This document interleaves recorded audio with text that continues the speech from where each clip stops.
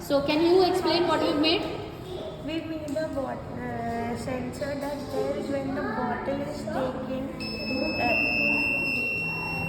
Okay, so when the bottle is taken away, The alarm starts. the alarm starts. So basically you made your own sensor to check if you have some precious bottle around, and if someone is trying to steal, then the buzzer buzzes. Very nice. I can do that to my father also. If he when he gets up, I know that he gets up and I can just.